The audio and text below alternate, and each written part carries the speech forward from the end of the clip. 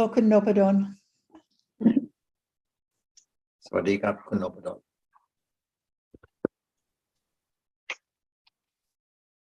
สวัสดีครับ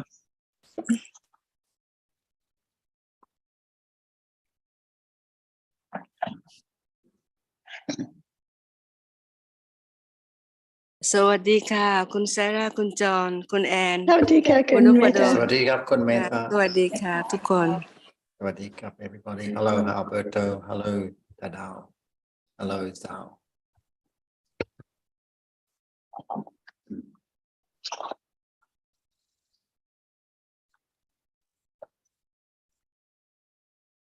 สวัสดีค่ะ สวัสดีค่ะ ส อา วัส จา ดี รย์ ครับท่านอาจารย์สวัสดีครับ สวัสดีครับท่านอาจารย์ กลับสวัสดีค่ะท่านอาจารย์ สวัสดีครับอาจารย์ครับ อุ้ย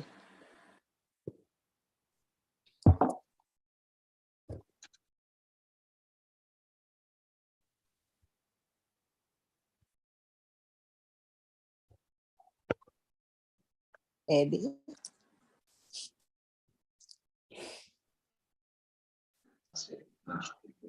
Yes. Has anyone got anything they would like to bring up today? To Dao or Alberto or anyone?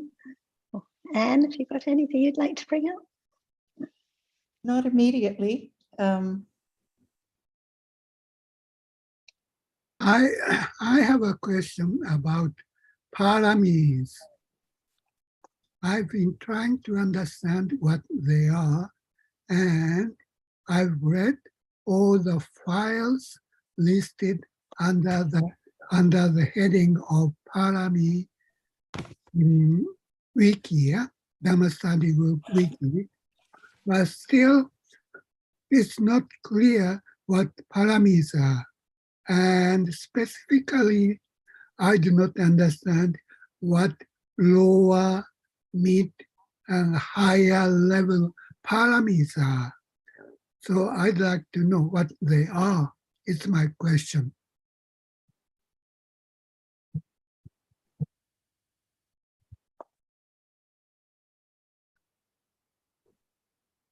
I will give a very brief comment before I'm sure Sarah and Ajahn will add a lot more detail, but I think of paramis as being kusala, any kind of kusala, as developed by the person who is developing the path.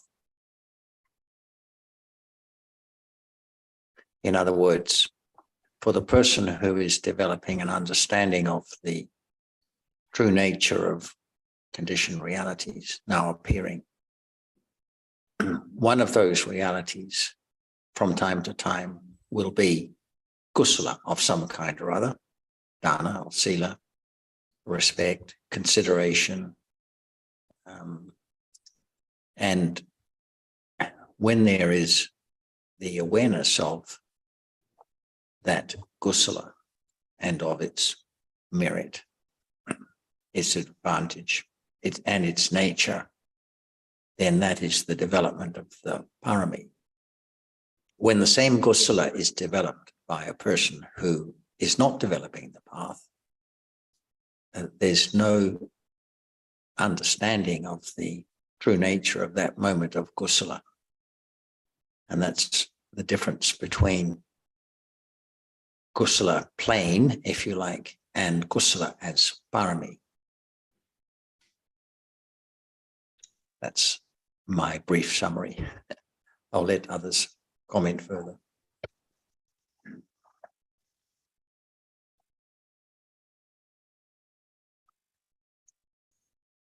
Kun Chirao, is there anything now to be known? Is there anything now appearing? Yeah, yes. What is it? Lots of things, but mostly they are panyati. All right. So what is the truth of this moment? It's a bunch of panyati, and in the sea of panyatis, I've tried to figure out what Sabhava Dhammas are. So there are many keen sati and panya. Although I have basic understanding of Dhamma, still things are not clear to me. Because there is thinking a lot about that which is now appearing. So exactly what is there now, which appears because it is experienced, it's known. Otherwise, it cannot appear at all. So what is there now at this very moment? The nature of it. It's a kind of visual object and Yes. kind of seeing and probably lots of thinking. So what is seen now is visible object. Is it no one or no thing? It should be no one. They shouldn't be mine. And it shouldn't be I who is perceiving, who been perceiving these dhammas. In truth, it's just a reality, isn't it? Yes, It's real. It's a reality, right? yes. As visible itself have shape and form. Oh. What is seen now, does it have shape and form of something? Seems to be, looks like. It's seen, just seen. Only that which is seen. No idea about it, no shape and form, because it's only that which is seen, a moment of seeing. What is true? Just to understand the truth is not easy. That's why do we have the word parami to attain the other bank of life from ignorance to that which can understand the truth of what is there as it is. Otherwise, there is no understanding of parami. What does it mean? What is it? What for? But now there is a reality appearing at moment of seeing, moment of hearing, moment of smelling, touching, thinking, everything just at that very moment, and then no more, just gone. Is that true or not? If there is no understanding of the truth of what is there now, no word for parami at all to be thought about. But in order to understand the absolute truth, what is there now has arisen by conditions. No one has made it arise at all. No one can make anything arise. But it's there already, no matter what. Even thinking is there already. Whatever appears is there. But the truth is that if it hasn't arisen at all, can it be there appearing? But the arising of it is not known. And as soon as it has arisen, it falls away instantly. That is not known. But consider the truth of what is there in a moment in life. That is the beginning of parami. To begin to realize the truth, to have condition, to have more understanding of the truth. That is parami. Because the truth of that which is now appearing, arising and falling away instantly all the time. We learn little by little to understand why it is such way. There must be conditions and so on. What we have heard, condition, moment of thinking of the truth. What is the absolute truth? It's now at this very moment only. The past is gone, the future hasn't come yet. So what is there? It has conditions for its arising. Why it's not sound, why it's not seen, why it's hard, and so on. And everything in life can be known. Why? Because it's there now. We don't have to think about it, search it, look for it, go away to find it. But it's here and now, so close, so very close. But it's not known as it is until the words of truth about it is heard and considered carefully. Should there be ignorance on and on more about what is there in life? Or can there be a little more understanding of the truth? Seeing the benefit of ignorance and understanding. Ignorance does not understand the truth. So it is attached and it dreams about that which has gone all the time, never to return at all. Is that true? So it's a beginning of parami, right understanding to understand the absolute truth of what is there now. But it's so very, very subtle. Even that which appears now does not appear as it is. It appears as something, someone, all the time in life. The world of people and things, the world of Deva, the world of Brahma. But what is the absolute truth? It's not there anymore. As soon as it has arisen, it's experienced, and then it's gone. Is that not true? What about yesterday? What about a moment ago? What about the food we have? And so on. But now, what is there? To be truthful to the truth, to understand the truth, what is there? What is the nature of it? It is that which can be seen, only that. No matter in what world, where and when, it's only that which is seen when they're seeing, only that.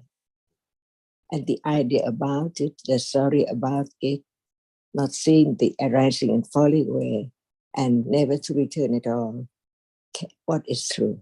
Only that. Just think about, consider carefully what is true, what is the truth. And shall one just live in the world of ignorance, dream world all the time, never to wake up at again? Because as soon as there's no understanding of the absolute truth which appears, it's impossible to understand a quite different world, the dream world of whatever one lives from birth to death, and the truth that actually there's nothing at all.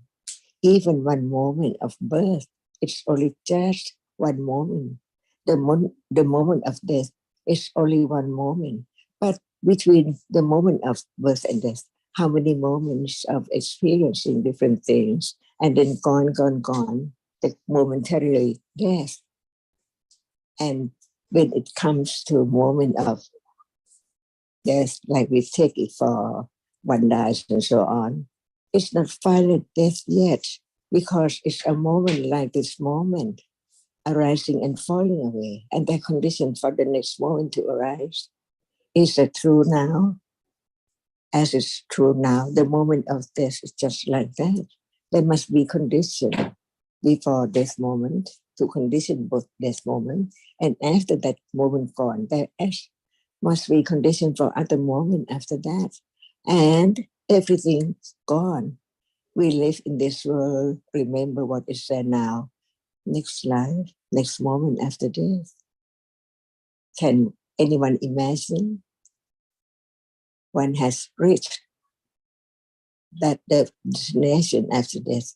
Now one is walking, moving to reach that moment unknown. What would be next moment after death? And if there's no understanding of the truth, it's not parami, no interest at all. Just live. And then one day dies and so on, and then born again and experience many things in life again with attachment, aversion, situation, and so on. No more at all. And then death finished all the dream of his life. Beginning to dream again, next life, in darkness, in the world of ignorance. Just consider whether it's true or not. If there's no understanding, that is not parami. No understanding of the truth. So how can there be more interest to understand the truth, not just want to live from moment to moment in years and years, on and on, non-stop. And this is the beginning of parami, because ignorance, attachment, and all kinds of akusala, unwholesomeness, cannot understand the truth because it's attached, because it has no understanding, ignorance of this moment. So how can it understand the truth? That's why hearing, considering that Buddha taught about yoniso manasikara or whatever we have heard, is there already to understand what is there in life from moment to moment until it realizes the truth, different degrees of understanding directly, beginning to understand what is there in life, because it's there now. Even phassa or manasikara or whatever is there, unknown until it's known a little bit, like just try to open one's eyes to see the truth, having heard, considered on and on, until it's strong enough to begin to just open one's eyes. What it seems so much to learn, to understand the truth. And that is parami, because the Dhamma, all kinds of realities, so very subtle. That's why after his enlightenment, Buddha said, all Dhammas are very subtle. And what is subtle now? If there's no hearing, considering about the truth of it, deep down to the moment when it arises and falls away. Not together like things, people, the world, of thinking, of thought about this and that all the time. Otherwise, no understanding of what parami is, what for, and what can be parami. Ignorance, akusala, cannot be parami. And even all kinds of kusala without understanding, it's not parami. But when there is the understanding of the truth, of the subtlety of all kinds of reality, it begins to hear more, read more, consider more about the truth by conditions, and conditions which has been accumulated years and years ago are all akusala more than kusala. So it's a brave to go along all kinds of akusala to develop a moment of understanding what is there now. So true to let go, not to have more attachment to more, which has been known. So now it is parami when there is the understanding of the truth that is for letting go. At moment of hearing about the truth, and there is the wish or wanting, craving to understand more. That moment is not parami. It hinders the development of parami. Because parami is also a Dhamma. It's conditioned too. It develops too. It's not anyone at all too.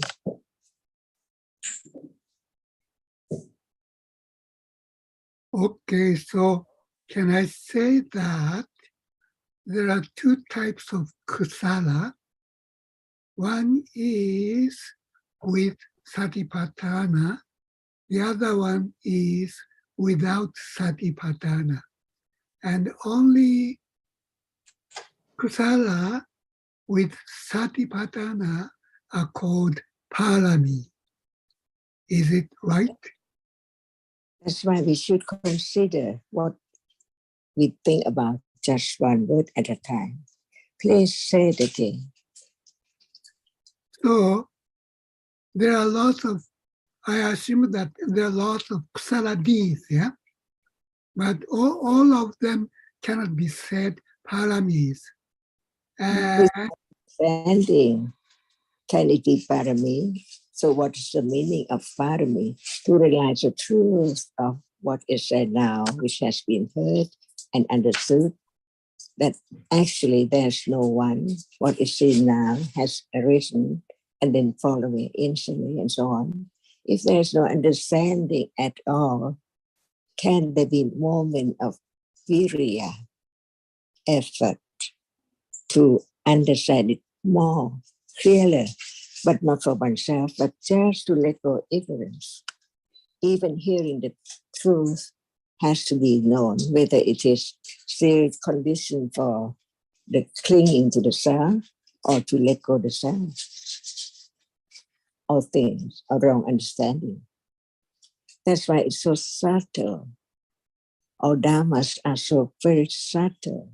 If the subtlety of all dhammas hasn't been realized even from considering, they cannot be parami. Because parami is the path, the way leading to understanding the truth of what is there now. It's so subtle now. It arises and falls away all the time, continuously. Who knows? Different ones. Even seeing can be just a moment of seeing samsara, never to arise again. Another seeing arise and then fall again, never to return again. Only once in samsara, everything. Before there can be the letting go of the very, very clinging to that which is taken for I or thing. It's different world, the world of truth. If it doesn't appear as it is, how can it let go? The very, very great accumulation of ignorance and clinging. No one can let go. It's only right understanding, which now understand the subtlety of the way it is from moment to moment right now. No one there at all.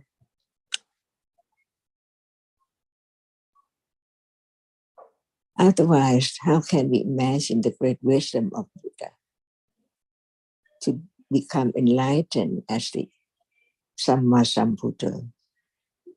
No one can compare at all, of all kinds of virtues, beyond anyone can expect, cannot imagine at all. No condition to understand the great wisdom of the Buddha, but understand the words that he taught so very deep, and it's so true, and it can be realized, but not by anyone, not by ignorance, but by understanding at one moment at a time. Right now, we can understand. The moment of ignorance, no understanding, is not parami. But any moment of understanding, that is even one moment of parami. So all depends on panya. Without panya, there cannot be parami. No matter how wholesome it's there, how that person is so good, so kind, and so on. No understanding of the truth to let go the idea of self, wrong understanding. So it's not parami. It's just the wholesomeness to condition wholesome results. In different worlds, that's all, on and on and on and on, non-stop. Because as long as there are conditions for it, whatever arises, it has to arise right now. No one can stop. What is there? A moment to moment, a moment to moment. The arising and falling away is not discerned yet as it's there. Because each one is different. Even seeing now and seeing then, not the same seeing.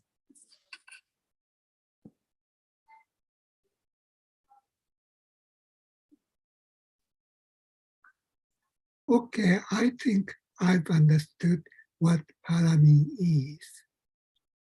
But why there is a classification of lower, mid, and higher levels of parami? I cannot understand the significance of that classification. Okay, without panya, understand the truth of this moment. intellectually, can there be any condition to directly understand it, just one reality at a time, until it let go, clinging to it, so that it can appear as it is? Well, stage by stage, even just the word appear well. What about the understanding of that truth? It means that now, what appears now does not appear well at all, because it appears at things and people. And in truth, what is taken for people or things, just one moment of one reality arising and falling away, whereas the thing in people, when it realized as it is, appear well to right understanding. When there's no understanding, reality does not appear well. It's hidden, covered up by ignorance and darkness, so that it cannot know what is there now. So beginning to understand the truth, be truthful to the truth, to be true to the reality right now, as it is. What is seen cannot be anything at all. No word, no need, because it's there seen. That's why we use the word, just to represent what is there. It's meant. But no need to say at moment of seeing, what is seen has to be only that which is seen. What is heard, only that which is heard. Six ways, six worlds, no matter in what world, no more than six. There are more realities, but what appears is only through six ways. And each way is different. Even this word is not just a word, but it's the truth. At moment of seeing, can there be hearing and people and things?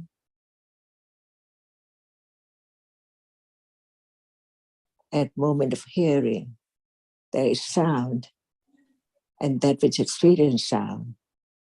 Where are things and people? Does it appear as it is? If not yet, there must be the dream about it as something all the time. Even I hear. And what sound is there? Even just a small sound, a small moment, a very tiny moment. What is that? See? What about the idea of what is that? And the word what, in truth, how come? So many hidden realities in darkness. Before that can be light, the hearing of the truth, try to wake oneself up. It depends on how much accumulation. Is it strong enough to wake up or not yet, and so on. And this is the teaching of the absolute truth. It is Dhamma. It is Paramada Dhamma. No one can change its characteristic or its nature. It's a Dhamma, how deep it is. It takes quite a long time to understand. And each moment of understanding is parami, develops by itself. Citta and Cetasikas, no one. That's why we learn about Citta and Cetasika, to understand that what is what is not anyone at all.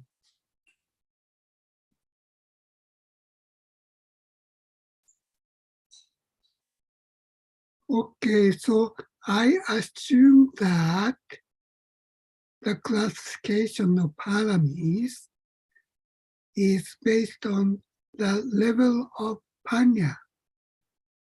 Lower level of parami is associated with weak understanding of realities, and highest level of parami is associated with higher or highest level of Panya. Can we say so? It's now parami. No, not for me yet. Is there any understanding of what is there as Dhamma, a reality? Yes, yeah, It is not the beginning of parami to understand more and better, clear. yeah, Even parami develops from life to life, from moment to moment, until it's strong enough. Who knows? Just right now, who knows? The condition accumulated years and years ago to condition this moment. So the parami is exactly the same. A moment of understanding is there, developed, enrooted, little by little, depending on moments of understanding.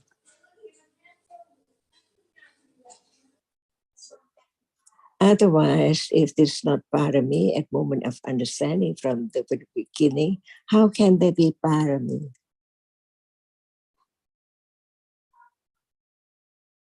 Even right understanding is like any kind of learning, begin and then develop and then strong, stage by stage, to attain the truth. Because this is the study of Dhamma, and Dhamma is now in here. It's not far away at all. So close to seeing now. See, hearing now. So close. What can be closer than that now, this moment? But this moment is not known as it is. That's why from hearing, one learns to understand what is meant by enlightenment. Enlighten what is there now? How subtle it is, so that it is covered up. It cannot be known by ignorance and one's own thinking, considering, because it's there, clinging to all kinds of whatever is there. 5 khandhas, upadana, see, each word shows the truth of ignorance, understanding, or dhammas from moment to moment.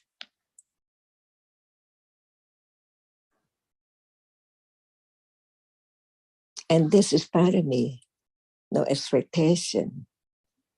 No one tries at all, but it's moment of understanding before it can realize the truth of what is there in daily life, so common, natural, but the truth is there hidden, eons and eons and eons and eons more, when there's no understanding at all.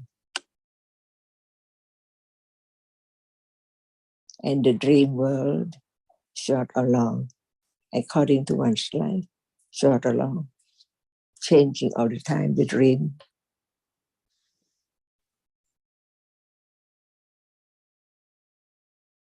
Okay, I think I've understood what parami are, but I have a slightly different question. I'd like to know what sila parami is, because sila is classified as varita and charita, that is avoidance and performance. I think I can understand what avoidance is, but I do not understand what charita is, which is translated as performance. What is performance in sila? This is my question. All adhamas, right? From Yeah. the beginning. Each one is Dhamma, right? Yeah. Whatever is real has to be Adhamma, right? Yes. That we classify different kinds of Dhamma by different way. to have more understanding of one Dhamma as what is it, how is it. For example, the word sila, just sila, what is it in truth? Without reality, can there be sila? So sila is a reality, right? Yeah. No matter varita, charita, or so on, it doesn't matter at all as long as there is the understanding of no self. It's that which is there, classified in different manners, different aspects. So thinking about the truth, what are there in reality?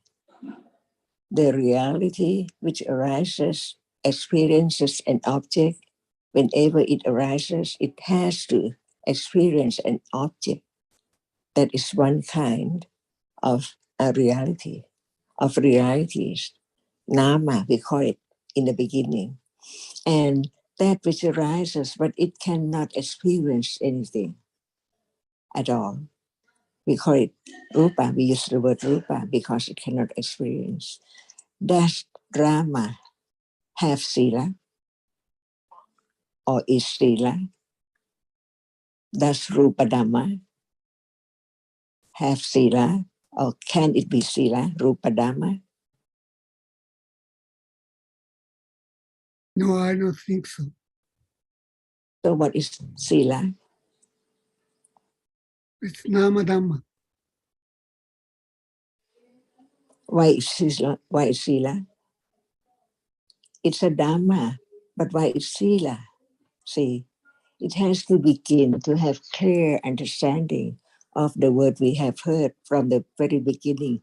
Many, many words, not the reality. Because we just think in word only about the reality. But now begin to know that what we meant by such and such word is there now. Even sila is now. But why is sila? The rupa does not experience anything. It cannot experience anything.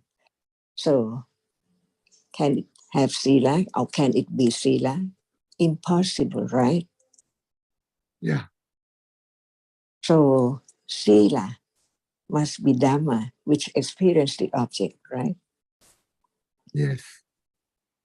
So in truth, the word sila means the behavior of citta and cetasikas.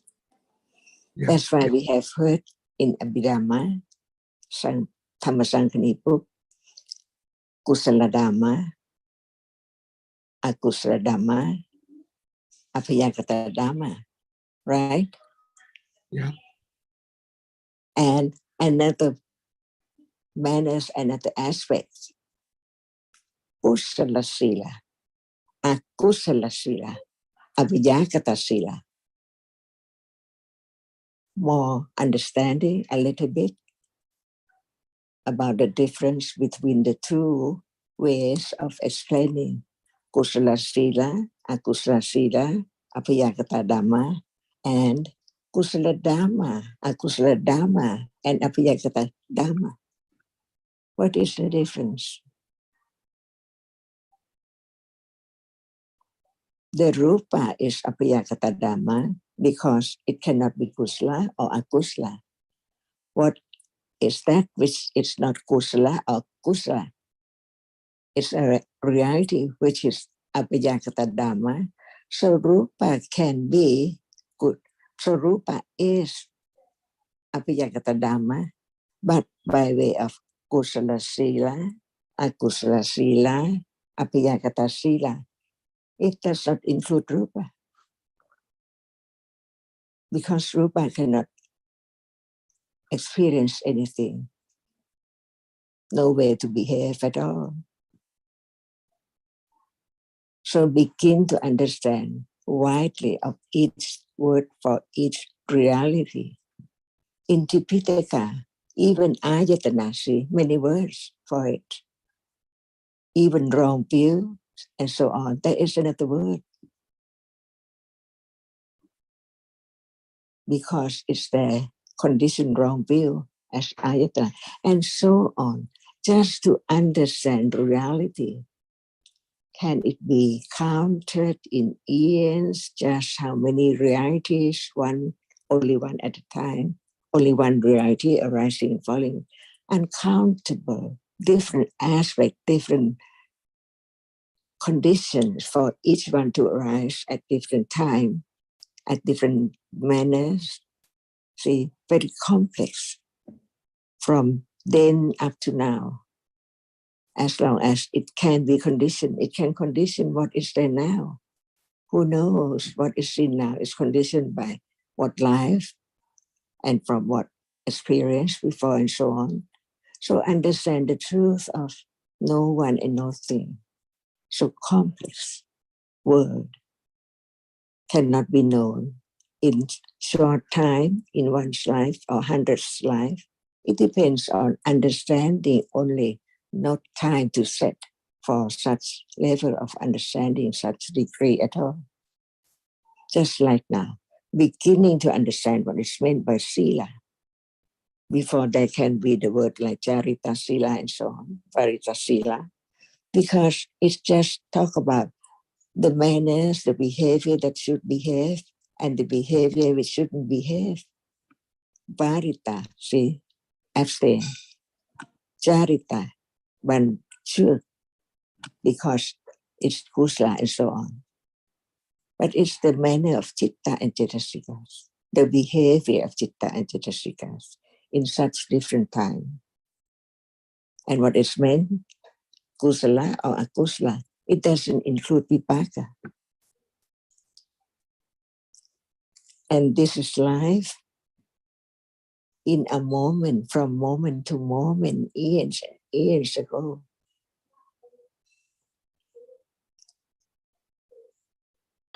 So now, when there is the understanding of what sila is, no doubt about how many classification sila.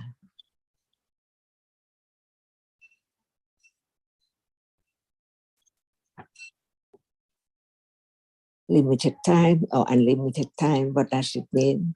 For some people, they keep sila for 2 days, some for 3 months and so on. It doesn't matter at all because it's a moment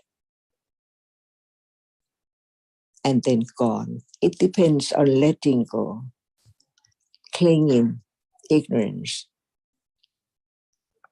and all kinds of akusala until no more akusala, so no more kusala. What is there for arhata is vipaka and kiriya.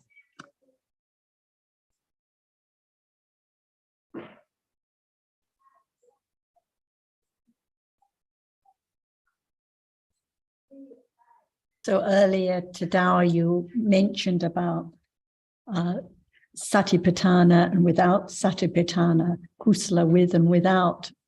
But at this moment of considering or reflecting wisely or beginning to understand the truth, it's not moment of satipatthana, but it's still the beginning of the development of paramis, because it is the beginning of the development of understanding. So the understanding has to develop on and on until it directly understands about the truths. So we cannot say that it is only parami when it is satipatthana. And if we consider a quality such as effort or virya, so the virya can arise with kusala or akusala citas. Of course, when it's akusala, it cannot be parami, but there can be virya. There is virya whenever any kusala arises. But if there's no understanding of the truth, the virya that has to develop on and on with the understanding that leads to hearing and considering and really seeing the value of understanding. Without understanding, it can never be parami at all. And it's just the same with sila. So any kusala can be kusala sila and it can be with or without understanding of realities.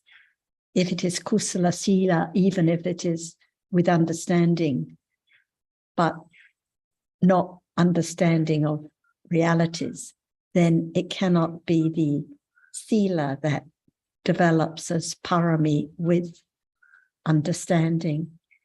Like, for example, moments of respect or kindness to others.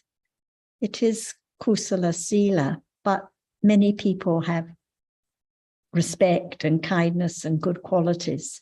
So only when there is the understanding that actually there's no one there at all in truth, just different dhammas arising and falling away, can the kusala develop as parami with understanding. So it actually comes back to this moment. So all those qualities like the virya and the kusala sila and the patience develop with understanding naturally and support it. And this is the development of parami. Okay. I think everything is clear now. Thank you very much. Good. And so with the sila, so no matter whether it is the virati or the jarita or what kind of sila that is being referred to, when it is kusala sila with understanding, then it is parami. And there's lots of overlapping of the different paramis, because actually any kusala, even the metta and the virya and other qualities, they are all kusala sila too. So when we talk about the development of sila or paramis, it's referring to any kind of kusala qualities. Yeah. That develop together. Yeah. Good. Thank you. But I thought it was so helpful that Ajahn just started talking about now and the truth at this moment and the reality at this moment, seeing now, hearing now, what is real at this moment. Because without understanding what is Dhamma now, what is the truth now, there cannot be any understanding of what is parami. Yeah. Good. So whatever the topic, it has to come back to the understanding now of what appears. So good topic. Thanks to Dao. Okay. Thank you very much.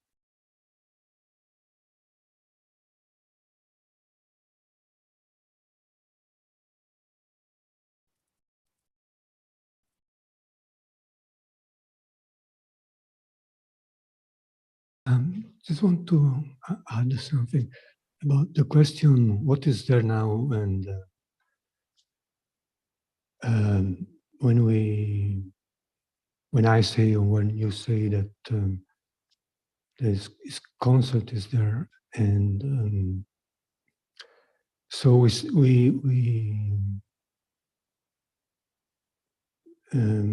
so basically we are saying that the truth is that there is no truth, because as we know, concepts are not true. But as Sarah was also pointing out,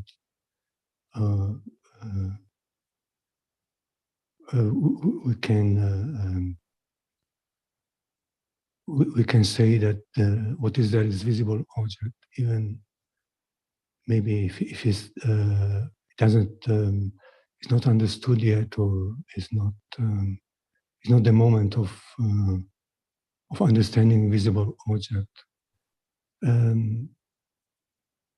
But it's, but we know that it is true that visible object is there, and so it's. So I think it doesn't really matter what we answer. If we would say that it's concept or it's visible object, what it matters is the understanding about the reality of the moment, and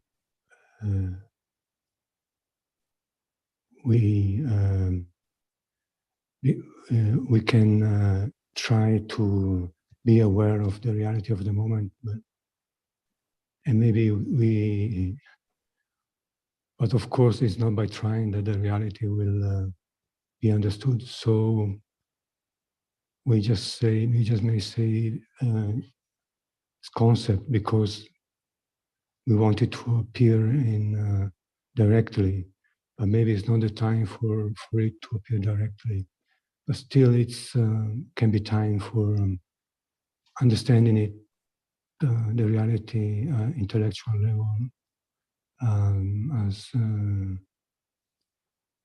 a reality, even if it doesn't at the moment doesn't appear as a reality yet, or for in that time that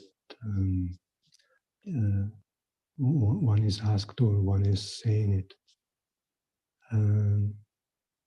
Yeah, it doesn't really matter the answer. What matters is the understanding of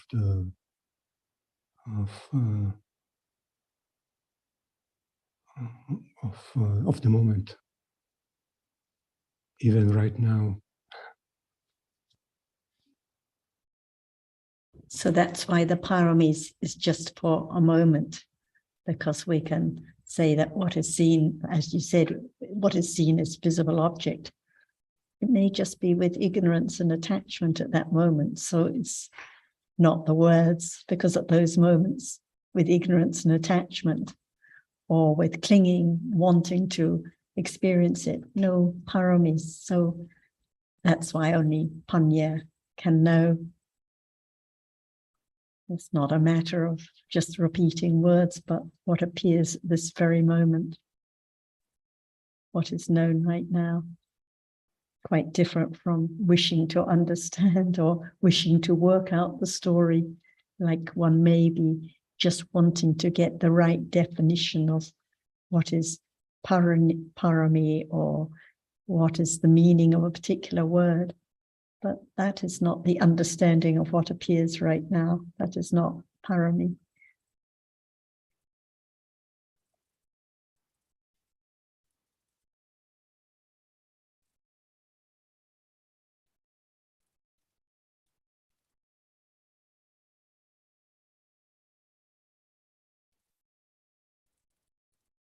Well, hello everyone. I want to ask about pariyatti. And my question I've written, how does pariyatti work? So I'm just going in contrast to what you just said, Sarah. You know, it's about asking how or what. But I think it sort of follows on too from what Alberto was just saying. There are moments in a day when there is reminders of, look, it's just now. It's just what is. If there's unpleasant feeling, I'm telling myself it's just unpleasant feeling. But I think that's just the self telling the self what something is. So I understand intellectually what pariyatti is, but I guess what I'm saying is how do we know if there is real pariyatti, real understanding of those moments of just what is? And that's why it's so subtle, and exactly why it's only Panya that can know, because like you say, at the moment of saying it's what is, it can be with lobha, it can be with ignorance, it can be with dosa, it can be with understanding at the very moment. So it can be clinging to self or my experience, my disturbance. So only Panya can know right now, because that's all gone. So only now what appears. And if it's not with understanding now, then it's not pariyatti. If it's just repeating with attachment or with boredom, then it's not kusala, it cannot be pariyatti at that moment. So it has to be the understanding. I was reminded in the Saturday discussion when there was a lot of talk about the Abhidhamma using different terms that someone may have heard and stringing it all together. One can use a lot of terms and read a lot of Dhamma and think it's all pariyatti understanding. But if there's no understanding at all of what appears now, it's not pariyatti understanding. It's what Ajahn used to call delirious thinking. Knobodon will remember the expression, just using terms and languages and making up one's own idea of what the Dhamma is about, but it's not the understanding. So it's delirious thinking. It's not pariyatti understanding at those times.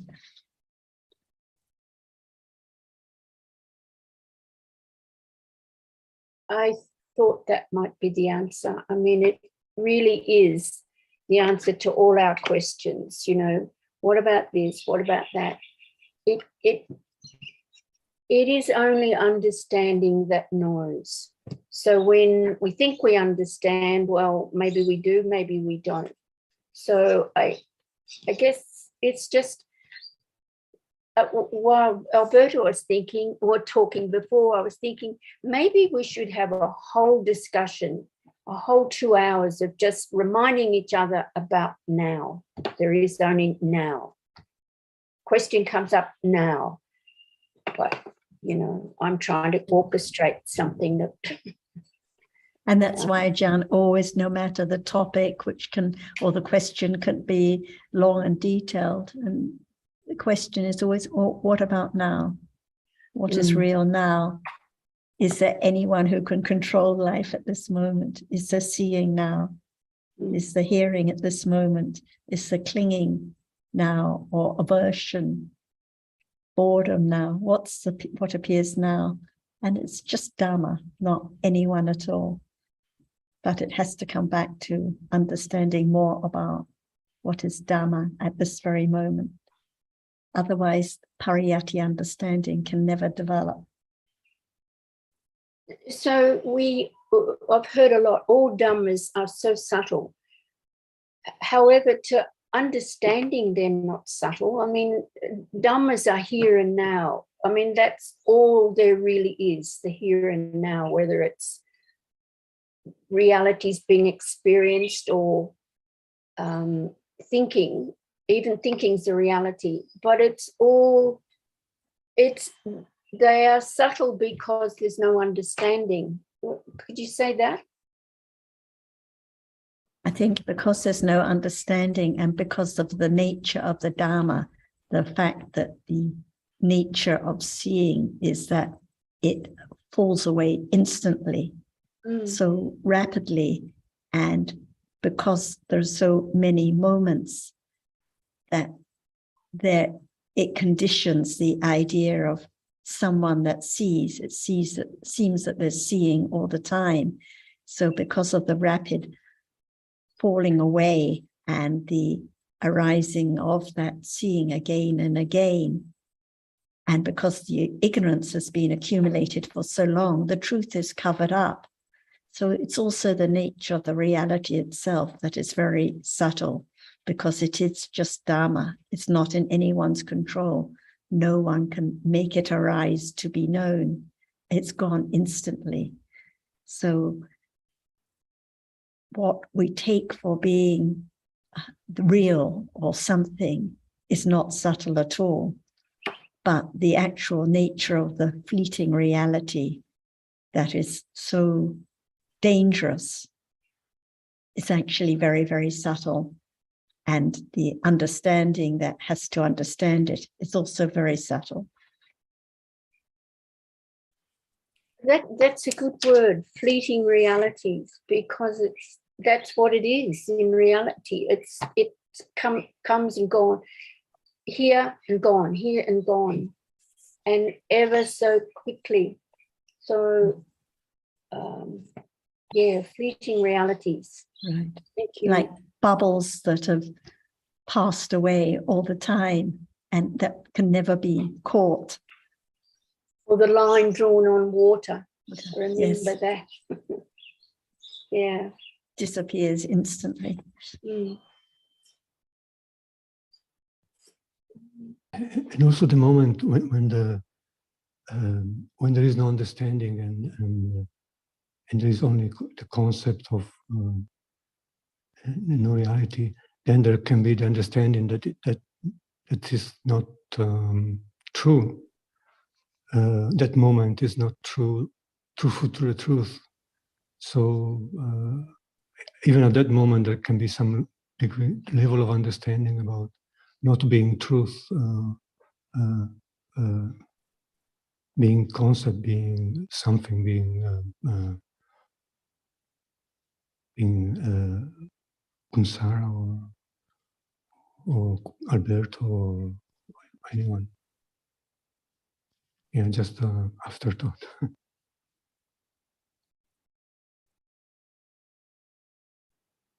That's the case of the mind door covering up sense doors, isn't it? I mean, the sense doors are so fleeting, and there's a lot. There seems to be a lot of thinking, and there's thinking about what's gone already. The conceptual world. I mean, I think Achan mentioned last week drowning in the ocean of concepts, and that seems like a real thing. Yeah, and believing and not seeing not seeing the fantasy, not seeing the dreaming aspect of the moment, because believing that it's true. That's so not the moment of understanding at all. Yes, I think this is the key, that it's believing that it's true that is the problem. And as Zita said, drowning in the world or the sea of concepts, I think.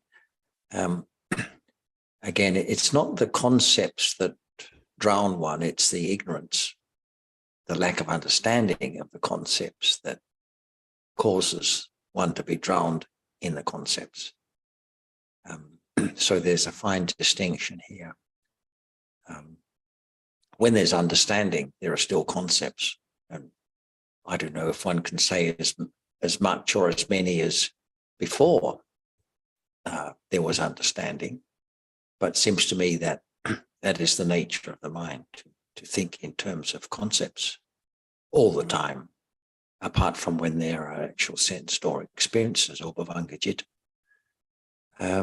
But it's the appreciation, the understanding of the reality of the moment that is the crucial thing to be developed. Yeah. So there has to be the understanding which wakes up from those dreams that are taken for being real. So without the understanding, it's just the dream world without any realization that it is a dream world. And also in between the yeah, go ahead, Asita. I just comment on what you said, Jonathan, that it's not the thinking, not the sea of concept, but it's the ignorance of what really is. And then that I started to think, well, moha has a function, like ditthi, micca ditthi has a function. And so these are happening because they've not been eradicated. Attachment has a function, a very regular function, it seems. Dosa has a function. So that is what, those things are what we take for me, I think. and their function is to do what they do when they arise. So yeah, thank you. Over to you, Alberto.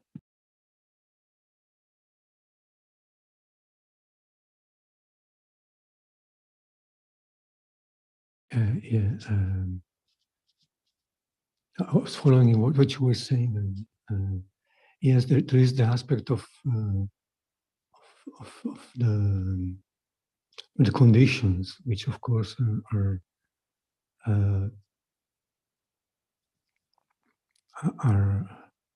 there, and but the moment of ignorance, the moment because ignorance can't understand anything, so it's not the moment of understanding, and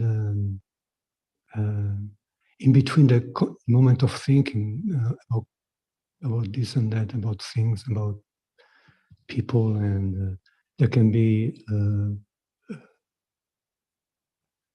in between all this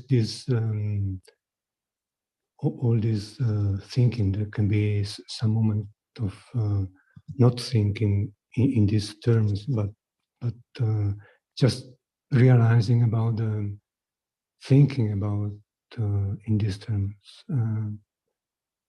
but then going back again to thinking about this and that, just something in between this the moment of ignorance and the moment of not understanding, and in between just very short moments of some understanding, even intellectually, and that develops, and then it gets maybe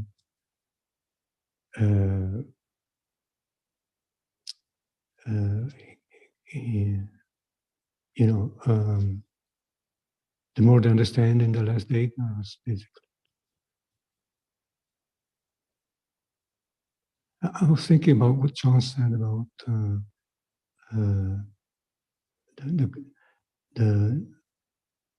the concept being still there, which of course is true even at the understanding, but that cannot be the believing in them as which would make a big difference, because why thinking about things you don't believe in? I don't know. It doesn't. I don't think I would do that if I had understanding. I wouldn't think about something which I don't believe is true. Maybe I'm just. Why not? Like one may think about a Zita or her health issue, or this person or that person with kusala citas or akusala citas, but no misunderstanding that in truth there is any Zita or any health issue. But the Buddha can still think, like even the Buddha can, when he thought about different disciples or different people that he would speak to that day, but no misunderstanding, no ignorance in that case. And for the Sotapanna, still ignorance, still clinging, so still thinking about the different children, the different grandchildren, the different people, but no wrong understanding at all. Thinking about what to order from the menu for lunch, that's just as normal. And also the conceptualizing is habitual. And we might be under the impression that we conceptualize because there's so much wrong view, but it's not really like that as I see it. The conceptualizing is habitual, and that habitual way of thinking continues. And if it didn't, it wouldn't be possible to live in the world, because there wouldn't be any just remind me people or things to relate to. Just remind me about the Arahant, which cannot live in the life of The lay life. the household life. He can't leave the house. He or she Yeah. cannot continue to lead the household life. Yeah. That's correct. But Yeah. that means that he or she cannot continue to live among people who are not also enlightened, because it'd be like you or me trying to live among mentally disabled or disturbed people. It Or doesn't. a rock band. Or a rock band. Well, it's the same thing. Or a band of robbers. They are not on the same wavelength, and that's all that is. It doesn't mean that he doesn't think in terms of people and things anymore. He must do. He or she must do. Otherwise, why would he or she get dressed in the morning and brush their teeth and then think about, is it time for breakfast or this sort of thing? That is the nature of thinking, regardless of the degree of enlightenment or the degree of understanding, even for the enlightened being. And when the enlightened being is having a conversation with another person, he or she understands immediately what is being spoken by the other person. And that's all conceptual processing, because what is heard is just sound, but the words spoken and their meaning is understood instantaneously without having to make any effort to do so. Yeah, I wasn't objecting about that.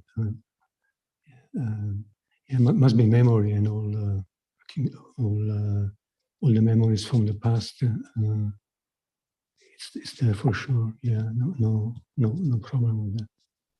The Buddha, but that's all the thinking. That's all a kind of conceptual thinking, isn't it? Yeah. The Buddha and the Arahats, they still knew which bowl belonged to who, and which kuti, which dwelling place belonged to which person, and which was the order that they would sit, and so on. And the Buddha, when he would know who he was going to address that day, and so on. And which day? Yeah, okay. Time.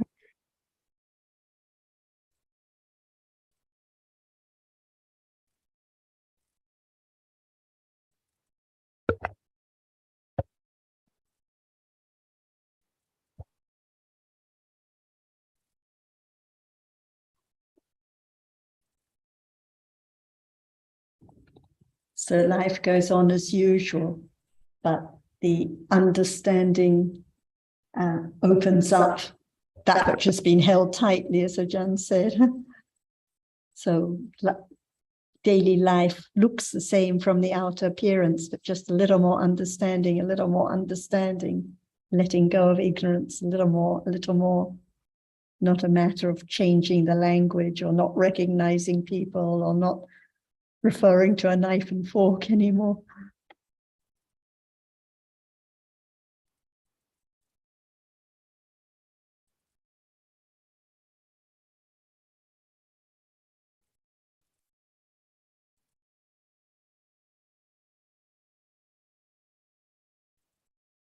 I think, don't think anyone else is going to come in. So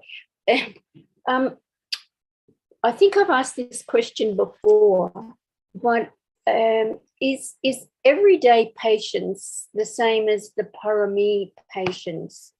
And maybe before anyone gives an answer, everyday patience, like, I'm an impatient person, so things get done quickly and then they get done incorrectly, and then there's more impatience. But really, that impatience, it's a bit more like lobha and dosa, isn't it? I mean, we have patience to wait in a queue, which I think you brought up once, Sarah, wait in a queue for an ice cream, or like people waited in the queue to see the Queen when she died. And so there was obviously a lot of patience amongst those people. But that's not the parami patience, is it? That's just, they wanted to pay their respects to the monarch. So they waited and waited.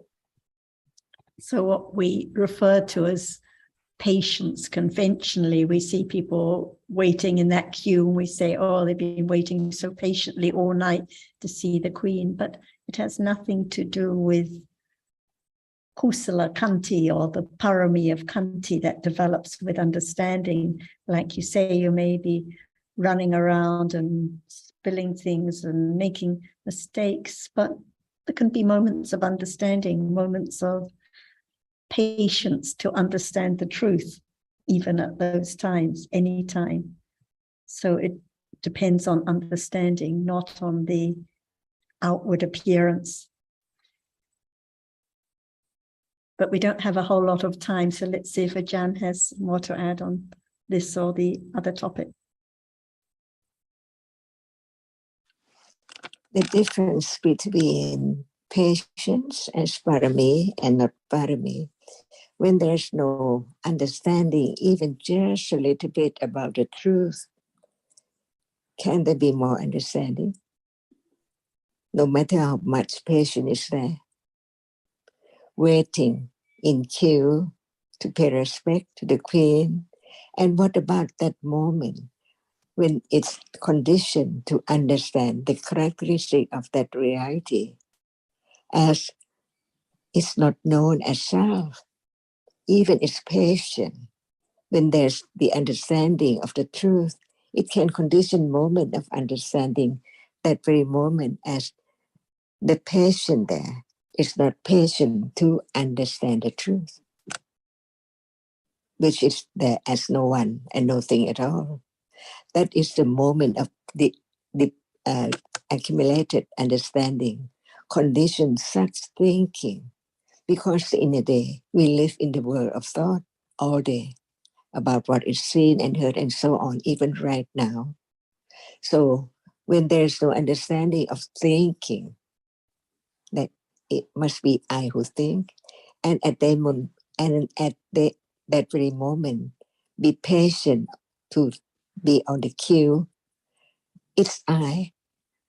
And can there be any moment of beginning to think about patience at that moment, as it's not as the patient to understand what is there as it is?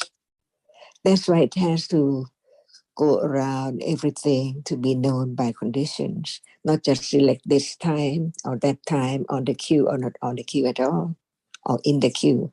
See, that's why the understanding itself develops from hearing, considering, and even thinking. Who can stop thinking?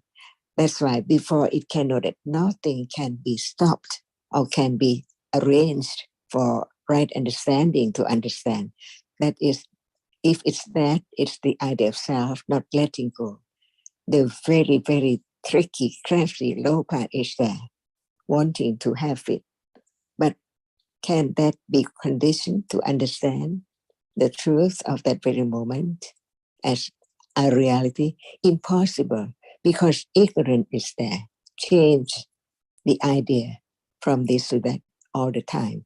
That's why Panya has to be wise to whatever reality is there, to be known as it's just a moment of that particular moment to arise by conditions.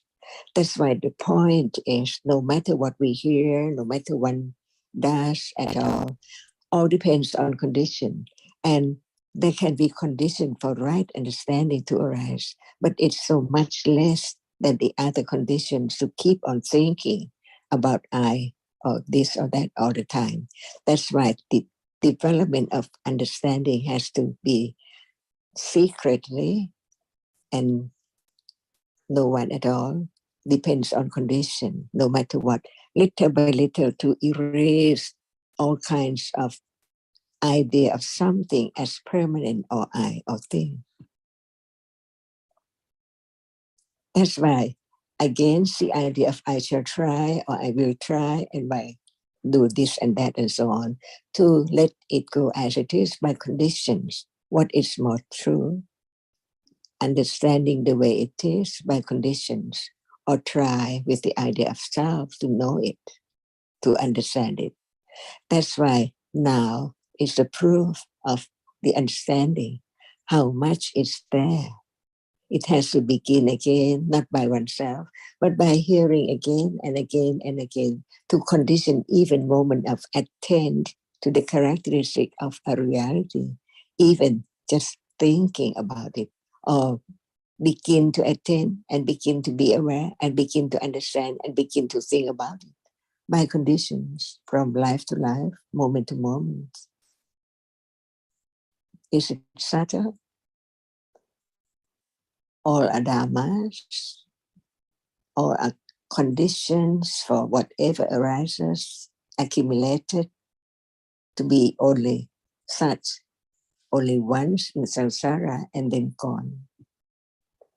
Nothing can eliminate the idea of self, which is so very, very strong, accumulated for everything to be taken for this or that, or even the 5 khandhas in terms of khandha, even in terms of khandha, thinking, not me, but it thinks all the time, thinking about the truth, thinking about the word, thinking about the way to develop the understanding, so on, until it's known by hearing, considering, developing by itself, and thinking about what is meant by itself, not I try at all.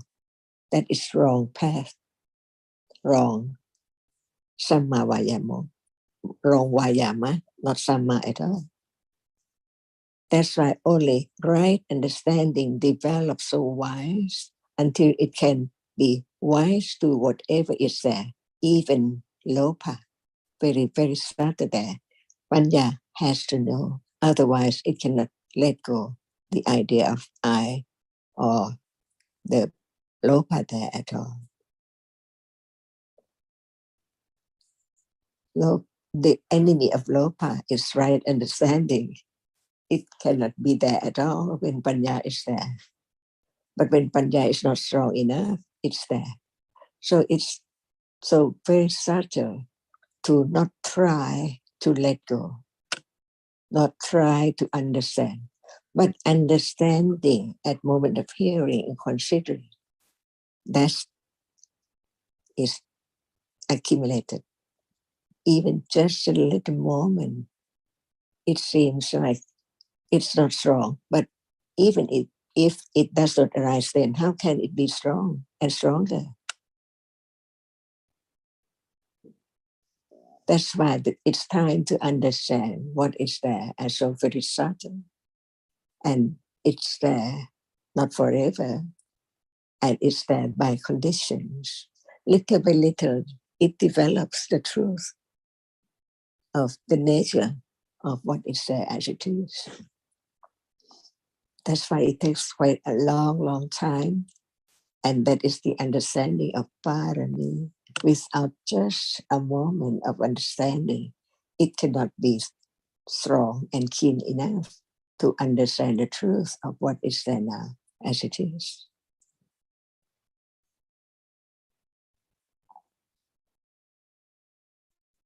For example, seeing experiences or it sees. It's there as its nature, but what about right understanding? Where about right understanding of its nature? Even hear it again and again and again, and this is the only way. Again and again, and it crystalline, secretly developed little by little until it's there. When it appears, so one knows it's there. But when it does not appear, experiencing whatever it's there with understanding, who knows how much understanding of that begins to develop little by little. So very little by little, that it cannot be known, like holding the knife handle. Now,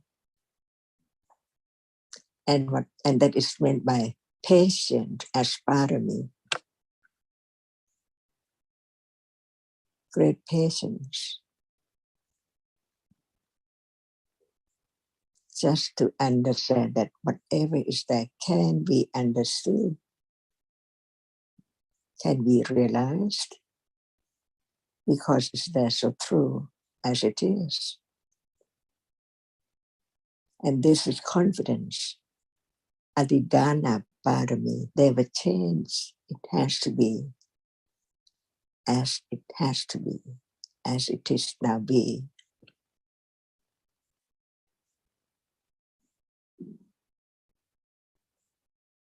And this the words for virya, viryakata. Otherwise, how come to have virya to understand what is there? Because usually in a day we think a lot about the conditions accumulated to think such and such way. But what about now? The accumulation of the hearing and considering, understanding begins to develop for thinking about it, the truth to arise in a day. In a day means that even right now, or just a moment after this moment, or after the discussion is over.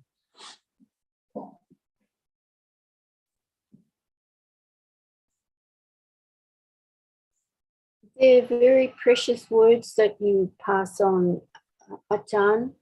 There's no one else in the world that tells us about the realities, except this group, as far as I can see. So I really appreciate your time and energy and compassion for us all to continue to come and just talk to us about the truth of realities here and now. So thank you, Ajahn. And this is the only way that Buddha taught. The path, the fourth of the Four Noble Truths, the Four Noble Truths and the path, it has to be so very subtle, because akusala is so very easy to arise because of the accumulation of each akusala to arise. But right understanding, when did it begin, and in this life, when at moment of hearing, considering, and tomorrow again and again until next life, on and on and on. That's the way it is, to see the virtues of the Buddha, his great wisdom, his great purity, and his great compassion. Without him, how can there be any idea even to understand what is there as it is? Impossible. Ignorance follows seeing so very quickly, adding more and more and more. Ignorance, attachment, and all kinds of akusala.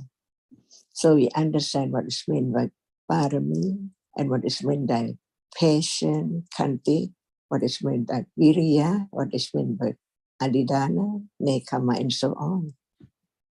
Otherwise, it's not parami. And without parami, ignorance there.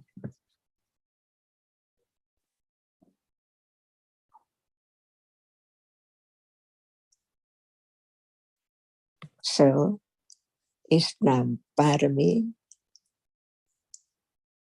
Is now parami, well, I don't know, maybe I'm certainly listening to the words that you're telling, but I wouldn't know if it was parami. Is there any understanding of the truth of this moment? I understand quite intellectually what is being told, what is the truth, And certainly I feel like there's a lot of confidence in what is the truth. So, but I don't know if it's parami. And if it's not this moment, when will it be? Well, if it's not this moment, or this moment, or this moment, it can never be. It can only ever be this moment. So understanding now, is it not parami to understand more, let go more of ignorance? Even it's so very little, it's there. So it's Yes. time of parami, it's a moment of understanding the truth as no one and no thing.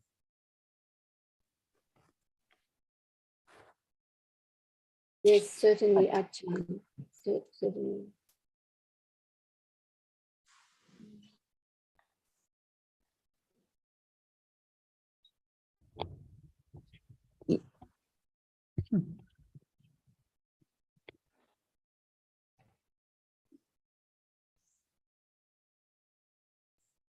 And it can be more time of parami from now on, little by little, right? So Yes, very little. yes, Ajahn, certainly. I think that it's time now. Yeah. So Sawadika. Thank you, Ajahn.